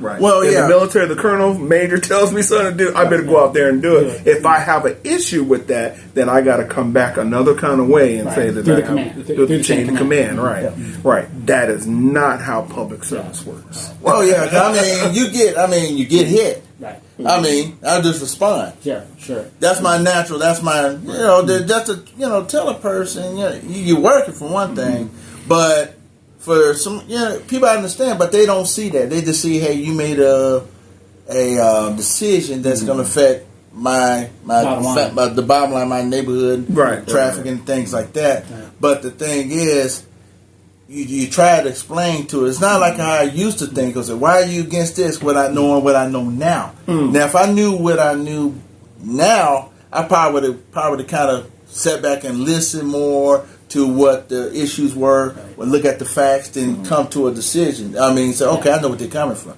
But me not knowing because I lack the knowledge, then I say, oh, okay. But for a person, for a resident, that's something you just never take off. Right. It's just like when I see Ed Delgado at Stater Brothers, when I talk to him, I still see him as a council member. Sure. And, I say, hey, council member, how you doing, blah, blah, blah. But, we have good, conversations and stuff. But I still see him. Yeah. He just don't go on Tuesday. He's a council member. He's a council member 24/7. Right. And that's what happened to you or what happened to me. But it's the way, like you're saying, how you interact with the public is that I work for them, the people. I got 2 more questions for you guys. And I'm going to put both of you guys on the spot. Same question. Okay. Resources are limited. City invests a lot of money into the City app. And City app is the app where I can contact you via email, leave a message. It has different department heads. It tells you everything you need to do. And I always say on the show, download the City app, do this, do that, do this. When my neighbors, I don't know who to call. Where's your City app? Like I said, the smartphone is the future. This is what they're gearing the younger people to do. So let me ask you guys this: how often do you use the City app? How often do I use it? All the time. That's the answer. All the time. Man, I've burned my battery up on the phone. City app. Right. What about you, Dan? I usually when I see graffiti or something, I usually use it to report the graffiti on the wall. Graffiti. For those people who don't know, it has a city directory. So if you need the animal shelter, you need the fire, the police. It's all in there for you guys to do. And it's kind of funny because you'll go to a. Is there a veterans fair? No, but there isn't. That's something you can answer. Fair, but resource. And Mike Lee, who's the city manager and the assistant city manager, they're really big about that app, and a lot of residents do not use that app to communicate. And I don't know if the city's not advertising it enough, or what do you need to do to push that? So I would say when you guys are on the council, we need to do a lot better in pushing that app. But I can see why a lot of politicians don't want to push the app, because that's a way your constituent can. You'll be probably slammed with a bunch of emails and and issues and things that could happen. But a lot of citizens can help themselves, because what I do here in the Edgemont area, when I'm on my bike and I see graffiti or things like dead cats or whatever's going on, I'm the guy that I'll call it in, and the 24 hours the graffiti's gone. So they do a really great job. So I always ask everybody, do you have a city app? Well, this is what I said, and I've said this to you before. And every single time we get up there, we have an agenda. Sure. Okay, we follow that agenda like clockwork. There's nothing wrong with changing that agenda. For instance, like I said, we're a euthanized city. There's nothing wrong with doing what Channel 7 does. Sure. So you get on there and you say, okay, let's approve this the consent calendar, and we go down. But then at the end of that, we can say, hey, by the way, folks, we do have a city app. Sure. I think people can use it. And if the first person that comes in and contacts me on the city app, you can blah, blah, blah, blah, blah. Let's give you tickets to the amphitheater or whatever it might be. Okay. Right? We can also do the pet of the week. Yes. I really want that idea to happen. Yeah. You know, we get on there in city council before we even start. Mm-hmm. You bring little Muffy out there, you know, and at the bottom of the thing it says this is number 277, and this is how you adopt them, and you can contact such and such animal shelter right through the app, so that you can adopt this, or be on the list, right? Or be on the list. Because you know, I recently adopted a new dog today. And they have dogs that have been in the shelter for a long time. Right. And unfortunately, you know, it is what it is. But, you know, they can, you know, and Steve Freese is doing a great job. And they're making incentives to get these older dogs out of there. You know, everybody wants a puppy or a kid. I get it. But it's just things like that. Because when my neighbors call me to do something that they can do for themselves on the app, I'm like, yeah, you don't have to. I mean, I know you're 80 years old, but you got, you know, you're using your smartphone, so then download it, put it in there, and you could service yourself. There's no reason why a city. What was happening here in Edgemont and around the city, and matter of fact, in Moreno, in the Sunnymead area, you know, you'll walk around the neighborhood and they see the graffiti, and they don't know what to do. They just let it stay there, and it's like, call it in. Well, I don't know how. Who do I call?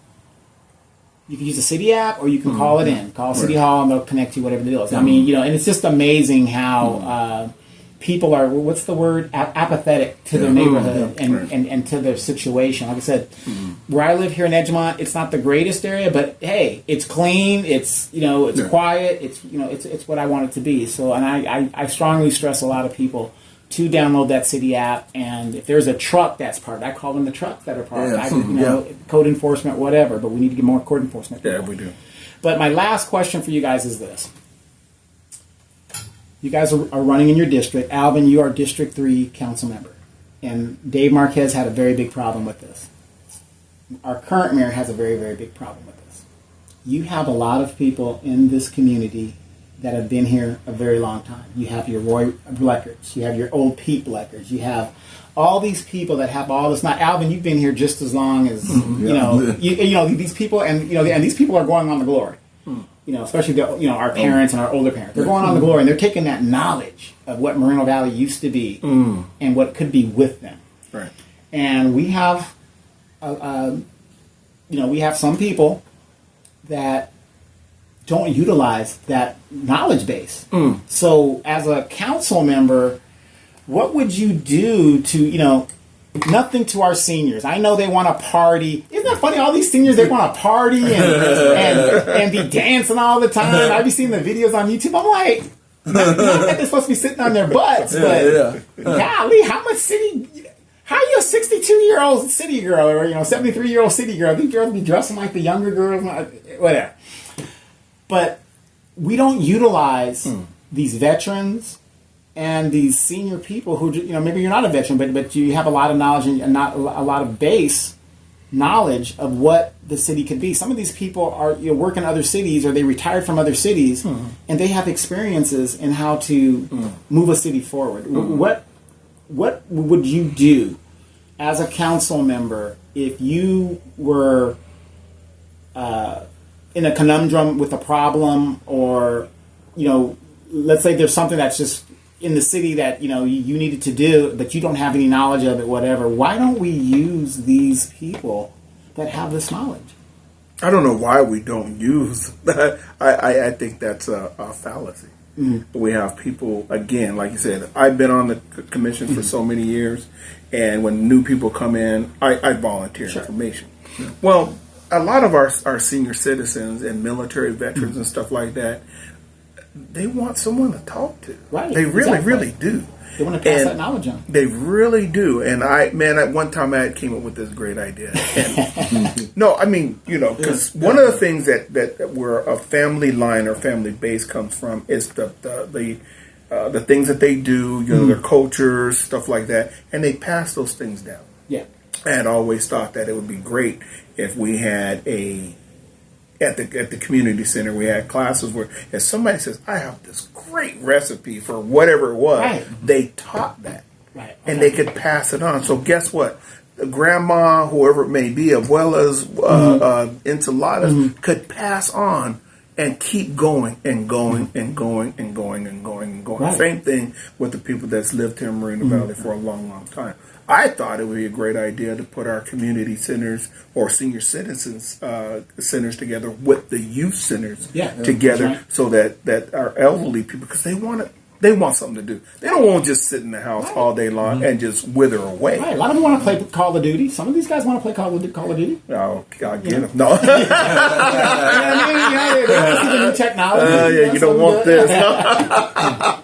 I'll stick to a tire. But wouldn't that be fantastic? To even at our libraries, we have. If you go in the library, you'll see the videos up there, and they'll show the planning commission. They'll show. Why not spotlight a senior citizen? Right. Right. Why not spotlight somebody and say, I've been in the city for such and such a long time, and I started here. Right. I started, and I'll be here at the Moreno Valley Library on such and such a day. Come ask me some questions. That would be good awesome. idea. Right. Well, what do you think, Joe? I like his idea, but for me, it's like you were saying, institutional knowledge. Because it was like I talked to Pete, Roy's dad. I would talk to him about planning commission. He's before he passed on. He used to tell me, he used to tell me the do's and don'ts. And I talked to other former planning commissioners. I talked to a lot of them to try to kind of help me understand stuff. I'm not afraid of asking questions. Right. So I mean, it's like with issues. I had a former mentor that passed. His name was Bob Wolf. He was he built. Him and Harley Knox helped build Moreno Valley. I used to talk to him about things, about economics and things. But because I'm always seeking information of how to better understand a problem. And so for what Alvin was saying, that's a good idea, because I think we lose that when people like Rory's dad goes away, he passes on. Because there are so many old timers that I used to talk to, and some stuff I didn't know about. And I asked them, I said, tell me about this. And they'll tell you the whole history about it, and you kind of educate yourself. Because if I didn't know you, I wouldn't know it's an Edgemont. What about Edgemont? But you being here, Roy being here, you have a better understanding the life that you're going, that area is going through. This history. Yeah, so I mean, it helps out to know someone like you, Donovan, that has institutional knowledge, or you haven't, that already knows. And being a council member, it kind of would help, like Elena, and to have a bigger picture of it. Right. Then you could kind of say, okay, this is what's needed. So let's use that knowledge to improve it. Because Roy always made the saying, he said, I may not live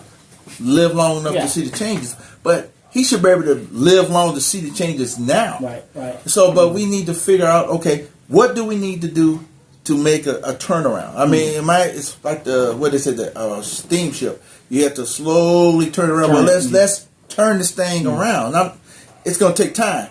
But we need to start now and start turning it, so so that area can get their fair share of resources. Okay, one of the things I like to say that he said that really resonated is we were talking to a citizen, and the man came down with his son. Remember, his son was standing. Oh, yeah. And he says, we're going to try our best to put some things in place, but understand this, even if we were to say, even if you build a neighborhood, it still takes over a year. Sure. But when we're starting to build a city, we're starting to build like District 3, those changes aren't going to happen overnight. Right. And sometimes people think, you haven't done nothing, you haven't done this, you haven't done that, because it takes that time. Yeah. But he did say this. And that's when the man says, I'm supporting you guys. He says, your son may be 5 years old right now, but the things in your vote today, with us, and we're going to make these changes, he's going to benefit. Right. Yeah. You'll probably catch some of that along the way, and you'll remember when it started, but he will see it. Right. So we started down the line and said, we're going to do a community center, we're going to do that. Guess what? You're not going to go. You're 40. You're not going. Right. Exactly. But, it's like a youth center now. But your 2-year-old Right. is going to end up there in 18 years or 16 years or 14 years when they're going through middle school and stuff like that. So think like that. Right. Now, here's another question for you guys real quick. Now, you have council members, you have mayors, you have the vice mayor, whatever you call it, mayor pro tem. Now, here's my idea when it comes to these people that have a knowledge base, because during 2016, during the WLC wars, a lot of commissions were just wiped out. They just stopped doing it because people weren't coming, they weren't exciting, or whatever the situation was. We used to have a senior commission back in the day. So it's just like corporations. Okay, you have a corporation, okay, you have a president, right? A CEO, and you got the CFO, and you got all these other things. Right. Why can't we have an elder board that we as council members can go to? Maybe they're ex-council members themselves back in the day, whatever, and they give you the advice. I mean, they don't run, they're not necessarily running anything, but they're a knowledge base that you can say, well, wait a minute, I'm not familiar with the original strategic plan. What do you guys remember? Well, no, you can't do it like this because of this, this. We got to institute back some of the boards that were dissolved back in the day. That makes sense. I can't say bring every one of them back. We went to a city council meeting not too long ago, and within that, they did bring up the commissions that were there before and how long they haven't met and stuff like that. One of the things that came out, I think, Elena, she brought it up. Bakker, she brought this, said, let's put this on the docket so we can look at it. One of the things that came out of them, both of us were shocked. We were just shocked, and you know what? And even some of the, and there were people there from different commissions like the library and stuff like that. I said, well, I think your budget's like 7,700 or something like that. Right. And guess what they were saying? We didn't know. Wow. We didn't know there was money for that. We didn't know. Right. Well, wait a second. What you Money's mean? just sitting there. Yeah. We didn't know. And that's part of the fallacies of where we're at, is that communication is key. If you're letting these commissions know and you're letting people know that there are monies for you to do things on these commissions, then people will come into it and say, okay, I'm not going to come in here with a zero budget. I'm not going to come here with nothing. And then I got to create everything from scratch. Right. Wow. Well, it's like the Veterans Affair, like you were talking about veterans, like all you guys' knowledge. Like you were saying, have a resource center. Down at a kiosk at City Hall, where that security guard is, have a kiosk where they could give information to vets. Because that's the thing that's lacking. You said this, Donovan. Someone, the city, the largest employer is the base. And all the resources, like you were saying, at the different trips or the different little activities, but benefits. How can I go get my benefits without having someone there that's a vet that say, I got time on my hands, I go sit there and answer questions for people and direct them to the right direction. But I mean, that's what we have to do more. The pavers are good, like I said, the banners are good, but we got to do a lot more for our vets. More emphasis on resources, because the BX said it all. Yeah, it's gone. So it's not coming back. Yeah. So that hurt. Yeah, and that hurt. And let me ask you this, Al, because you're going to be in District 3. District 3 is the high area of the city. I mean, everybody's there. District 2 and 3. That's where the new area is. I just want to touch on the homeless issue. Because it is a real situation. It is. As a council member, what are you going to do to address homelessness? Well, I think one of the things first is people have to have the education to understand that homelessness is not a crime. Right. And yes, you do have some folks that are out there that do need mental health services, that they need real help. And guess what? I tell anybody this: if you're out there, and I can take you, just like that gosh, what was that Eddie Murphy movie where they took them trading places or whatever? Oh yeah. I can take just about anybody, and you trade places with that person, and you're hungry in 4 days. You're going to do something to get something to eat. Right. Now, I understand that could be a crime to actually do that, but that's what these people are facing. Now, one of the things that we could do, as far as me in particular in city council, is I'm a big proponent of not having to recreate the wheel. Okay. We have so many partner cities around us that are doing great things, and we're like, I can go down to Temecula, I don't see anybody around.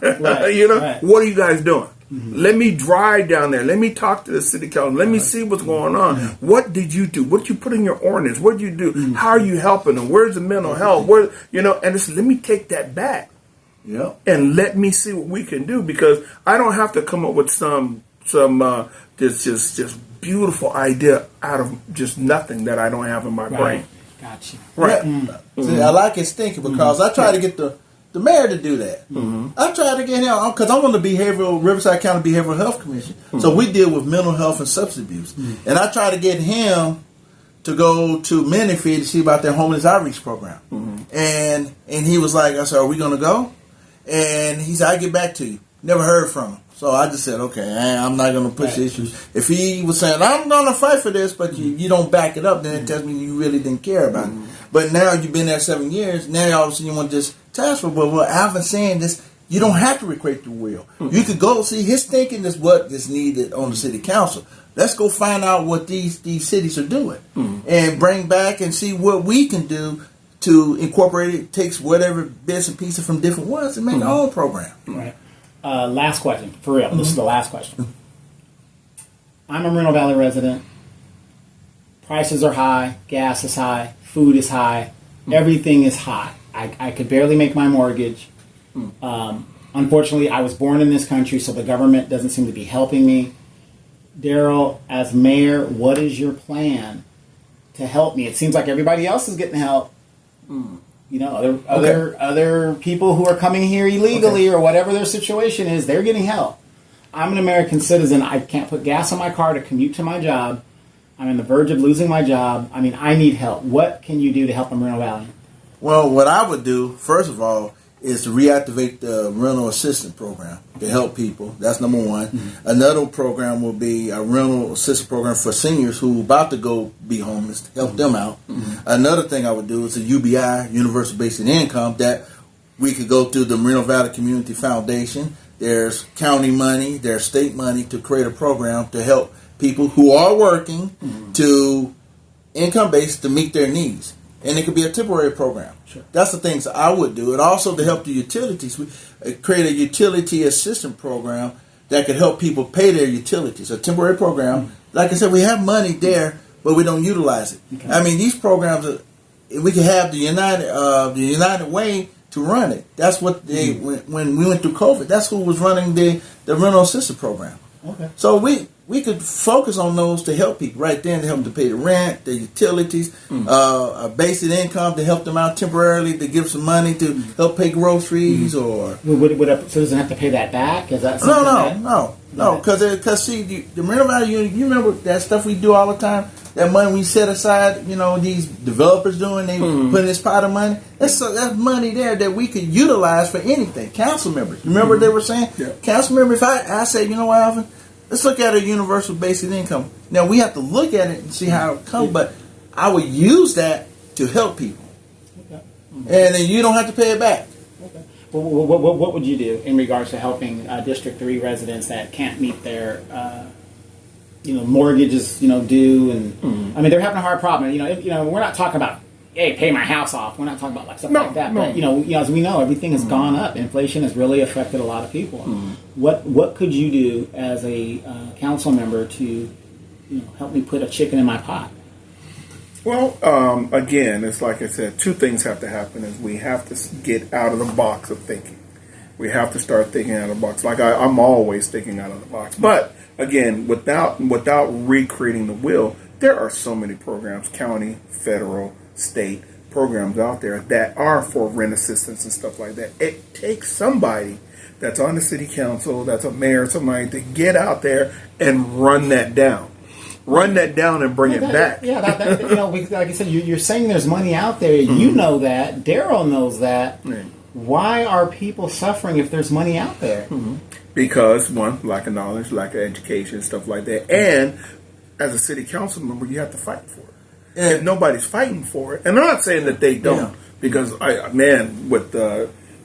like it, I tell you, Elena and Ed, and they're fantastic, man. They run the stuff. Shalinda, they're out there running stuff down. But what I'm saying is when you get out there, if I'm coming in fresh, then I'm going to say, hey, let's do it. I might call him one day and say, hey, come on, let's drive down here, or let's go down to this federal bill. Let's see what we can find that we can bring back to Moreno Valley to help our citizens out. Right? I'd even said this. Even the DOD could help. Yeah. I mean, I say, man, you take a certain person with an income base of this and that. Now, what's wrong with opening up the commissary for a day? What's wrong? I mean, if we did that with the BX, they would have made money. we would have been selling all those TVs and stuff like that. It would have made money. But guess what? I get it. That's for a military person. But you know what? I walked into that BX all the time. There was hardly anybody in there. At the most time, there might be 5 people in there with a ton of product. Right. So why and are it we? wasn't really a good selection. The selection was kind of. Yeah, but guess what? If you open that up, that shoe section would have got sold out. Oh, yeah. The clothes would have got sold out. The Yeah. products would have got sold out. And they'd be sitting there with this money that they could have used to put back into the infrastructure of that building. Or building all new building. Right. And instead of the products, because you have perishables at the commissary, instead of them going off and tossing them away because now you can't sell it, why aren't we opening that up? Every now and then, right. Just like having like a what store does that? It's like a tax day where you don't pay any taxes, right? Something like that. They wouldn't pay taxes. They go in there and and then people be waiting for it. And then guess what?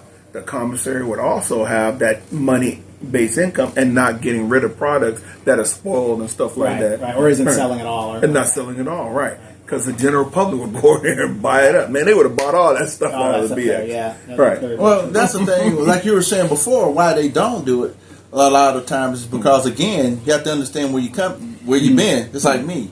I work 2 jobs. I always bring that up because I understand what people go through because I see it every day. So me being married, understanding what I see, reflected that being passionate as I was for the catalytic converter, I would be as passionate and say, why we don't look at a UBI or reinstitute the rental assistance program. Let's try to make sure our seniors stay in their house and help them out with their rent. But we could do that. It's just like you were saying, we don't have to reinvent the wheel. We can find out how to do it and say, you need 3 members. We put it on the agenda. Let's do it. Let's talk to United Way and ask them, we need your help to administrate this program. Because we got people in this community that need to pay their rent and stuff. Right. And what works for one city is not a cutter for another. Exactly. And we could just look at it and we can say, you know what, this part will work. Part B will work. Well, Part C may not work, but let's make Part C tailored to Moreno Valley. Right. We take the parts that work, tailor the ones that don't, and put it in Moreno Valley. Sounds like something to think about. Last thing I forgot: cannabis. We have approved several cannabis stores. Remember, we were talking earlier. Where is this like a plan where they want, it's almost like to me a gentrification plan to keep the people at a certain level. So we bring in warehouse jobs. We have less police presence, not enough support for our police, whatever the deal is. And then you sell a bunch of cannabis. Now, cannabis has never been one of those drugs. It ain't the cannabis back in the day and our parents in the 70s, whatever, Bob Marley. Yeah, these things are totally messed up. You got the fentanyl in them, whatever they're doing. But we've approved a lot of these cannabis stores here in Moreno Valley. And it doesn't motivate people. Okay, that's one thing we do know. And, of course, they glamorize it in our youth and things like this. Because whenever I talk to youth, especially here in the Edgemont area, and one of the things I ask them, other than the bilingual thing that we talked about, Alvin, them they can't find a job because they don't speak Spanish. Last thing I ask them is, hey, by the way, do you smoke weed? Yeah, I smoke weed. Yeah, whatever. That could be a problem of why you're not getting employed.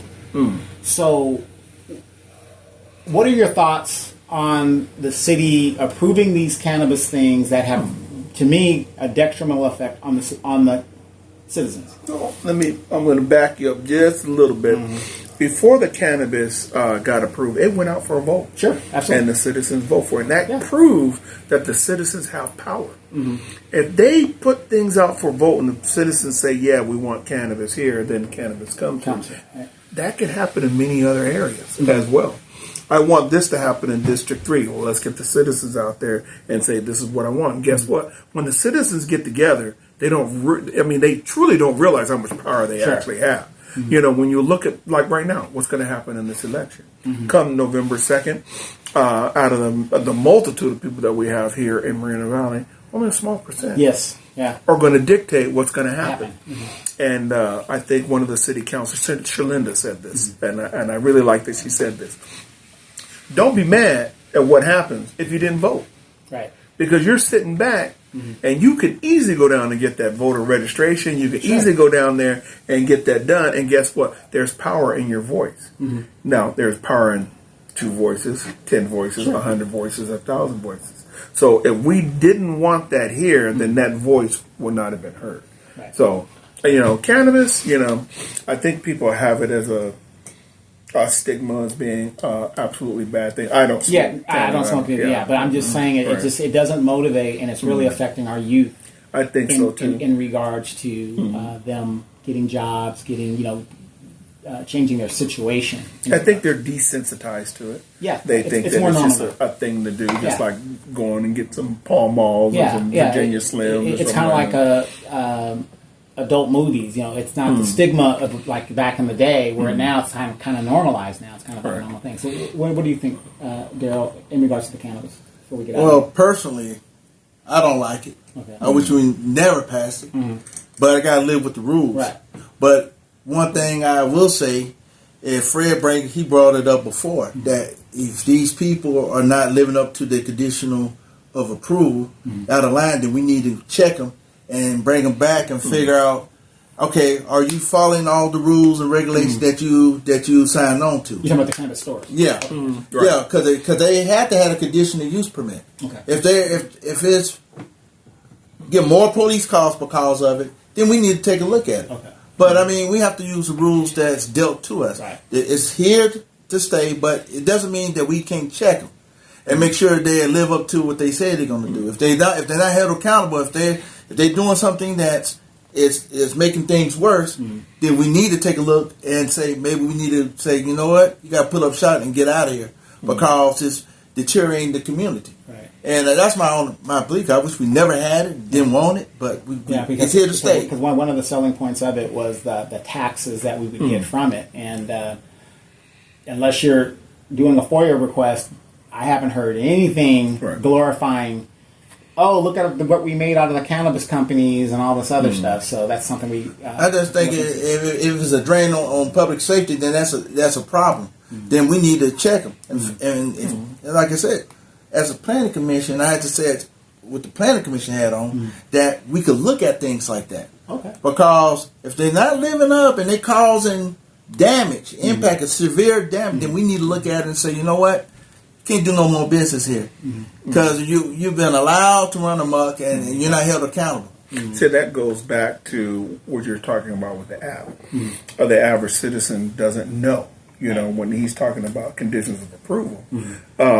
For every business that's put up, there is a canned set of conditions of approval, and there's also some that are specific to certain businesses. For instance, like a cannabis, they're not supposed to be able to display marijuana. Can't say marijuana, can't say that. But here's the average citizen going down the street, and they see marijuana up on the thing. Well, pick up the app. Now you've broken your conditions of approval. Somebody comes out, tells the business, you get your warning, and then next thing you know, guess what? You're shut down. Right. Because you're not living up to those conditions that we said. In order for you to do business, you have to do these things. Yeah, there you go. Okay, wow. Okay, we didn't know that, but well, see, that's what I'm saying. You can hold them accountable, right? You just have to. But the apathy of the citizen. But the citizen, yeah. And the other thing too, and back on cannabis, is that there were a lot of licenses. Yeah. And you know what? It's kind of the same thing with any business. The survival of the fittest. Right. The ones that are able to sustain, and the rest are gonna drop off. There are going to be some that are going to step out and establish themselves as leaders, and there's going to be some that they cannot hang. Right. Right. They're here for a season. Right. And they'll be gone. Right. So I say I'm kind of with him on this one. I try not to say too much about any personal feelings about what I have about any one particular project, because I do not. And I say this flat-footed. I do not want anybody to think that I'm going into a project with any type of bias. Right. Yeah, there you go. Right. Absolutely. That's true. Right. I want you to be able to come to me as a city council and say, I got this project right here, and guess what? I'm going to give it and I'm not going to say, Well, see, I lay it like this. Now, I personally don't like it, but I have to live what the voter says, right. And I have to. they have to be, like I said, held accountable to their conditional use permit. And even though I may not like it, but I have to abide by the rules, just like you were saying before about we make decisions on different businesses. And I may personally not like it. I won't say I don't like it, but if in my mind I don't like it, but I have to, if it checks all the boxes, cross all the T's, dot all the I's, I have to approve it because it meets the regulations for that zone, and they're not changing anything. Yeah. Because if you do disapprove it and it doesn't, then guess what? Now the only reason why you disapprove is because your biases. Yeah. And now you've opened yourself up for a lawsuit. Right. Yeah, exactly. See, but unfortunately, we have some cities that are younger than us, or maybe a few years older than us, that don't have cannabis in their city, and they're thriving. Right. So you got to kind of look at it 1-2 ways. You have to live with it. That's where that research comes in. Did they put it out to a vote, or did they just say we didn't want this in? Right. So I wasn't there when that vote went out. And I'm wondering, why did that vote go out? And did we have the opportunity as a city just to say flat out no? Right. We're not going to have it. Or does it follow in the same category as a liquor store? I think it was a more rush job because I know some cities, when I was doing my stuff down in Palm Springs, they took a slow approach to it. And I think we did a fast approach because I think they wanted to do it now and that was it. And try to get ahead of it. Instead of taking their time like Palm Springs and like you were saying, ask what Palm Springs are doing. They're doing a pretty good job on regulating it. And they took their time and did it right. We did. We just passed and just giving out. Whoever had $25,000, here you go. We'll give you the. That's basically how we did it. Right. And all I'm saying is, somebody who's been here for a long time, you're seeing these parts of gentrification that happened in Los Angeles. All you got to do is look at Los Angeles and how that got dismantled over a 30-year period. And what were the elements? Lack of police, this, that. All these things are interested in, and then look at our infrastructure of what we brought here for our citizens as jobs. Because you got to be able to look at the other cities and see what worked and what failed. Right. As for instance, like you're talking about gentrification, you go into LA and look where the liquor stores are. Right. They're in those neighborhoods. Right. Yeah, and where was the $6 billion stadium built? Right. In those neighborhoods. You don't got Joe's Liquor in Brentwood. Right. You don't got Joe's Liquor in the middle. You don't have that. Right. But you got a $6 billion stadium in a historically black area of Los Angeles. Right. Doesn't make sense. But I'm just saying, we talk about Moreno Valley, being the best that we can be and all this other stuff. And it's true. We can be that. But when you put these elements together, it's a recipe for disaster, in my opinion. So, but that's just me.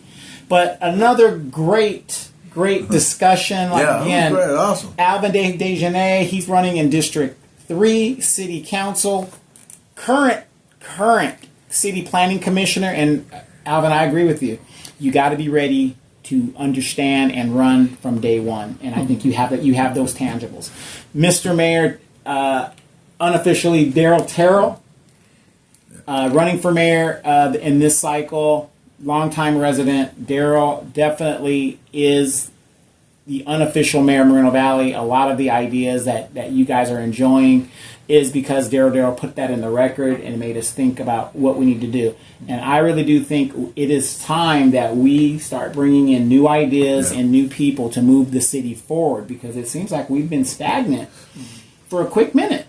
And the only way you could move the thing forward is you need sometimes new leadership in positions. And I think that you guys definitely have great ideas. Alvin, if I was in your district, I would vote for you, not because you're a brother, but I would vote for the simple fact that you do have experience behind you. You are a veteran and highly educated. A person that, hey, you're here and do it. And both of you guys are veterans of the city, and I do appreciate that. And I think that does mean something.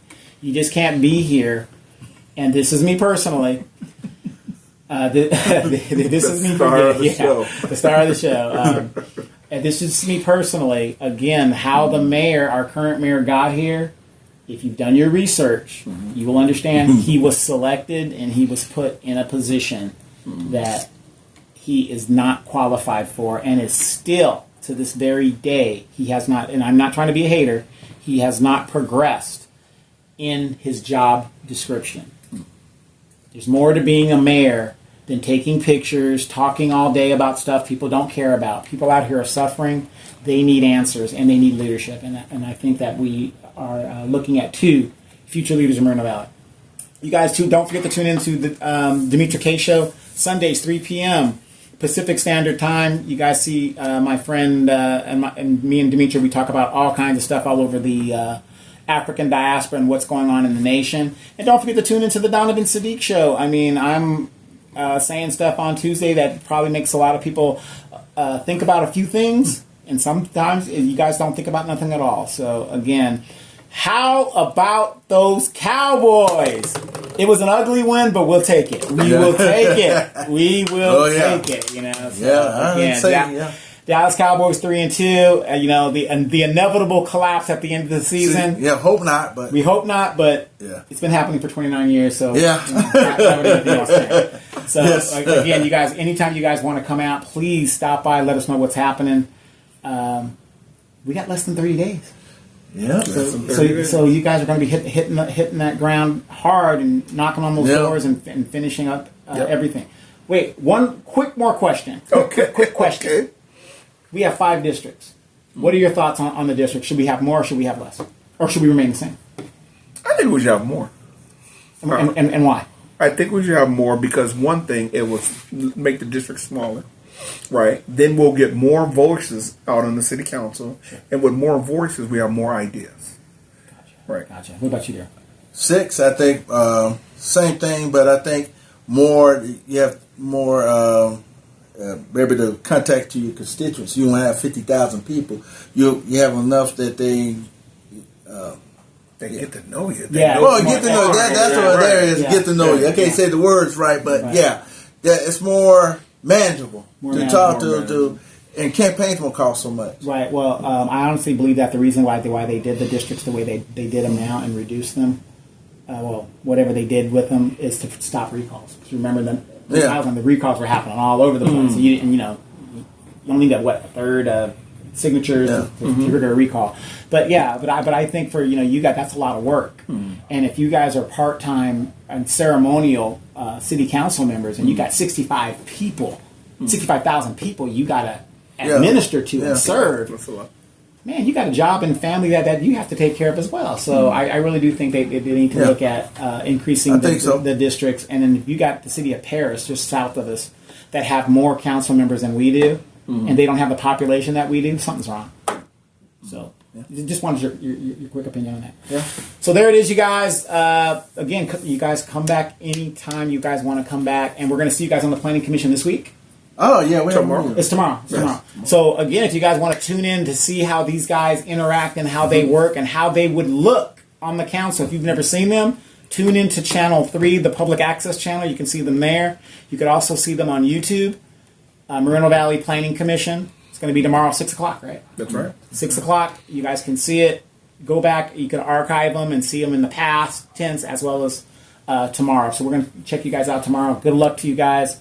Please come back and give us an update, especially where you guys are going to be election night. We want to go over there and and have a few hot dogs and a few beers or whatever you guys are celebrating, for the big win. So to tune in with us there, and do not forget, if you're looking for a furry animal, animal shelter, you can get one. We'll see you guys again next week.